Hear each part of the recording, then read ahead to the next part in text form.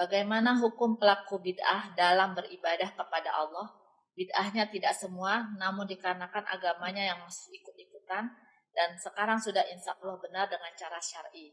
Namun apakah amal ibadah seperti sholat dan lainnya yang sebelumnya itu yang ada bid'ah, diterima atau tidak, atau bahkan apa mungkin dicatat sebagai dosa? Syukran. Barakallahu fikum. Nah, jamaah.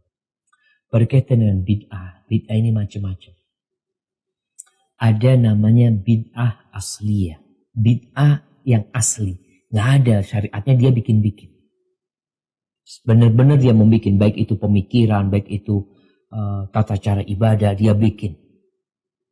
Contohnya dia bikin tawaf di Gunung Merapi. Bikin dia di sana. Ada bid'ah tambahan. Sebenarnya bacaannya itu benar. Cuma caranya yang salah. Jadi ibadahnya sebenarnya ada dasarnya, tapi caranya. Baik itu jumlahnya dia tambahin ya, atau tempatnya yang dia bikin. Jadi ada bid'ah yang asli, yang memang dibuat dari awal, nggak ada contohnya sama sekali. Ada bid'ah yang tambahan sebenarnya. Kemudian bid'ah itu ada yang mengeluarkan dari Islam.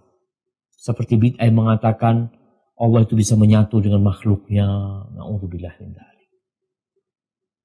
Kemudian ada bid'ah yang hanya membuat orang itu fasik.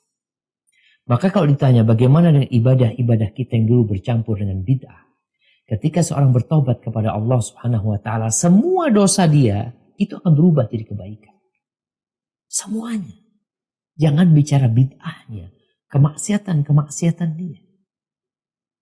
Dan ini kemurahan Allah Subhanahu wa taala.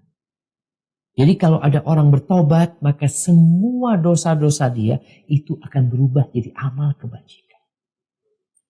Memang kemaksiatan bedanya sama bid'ah ya.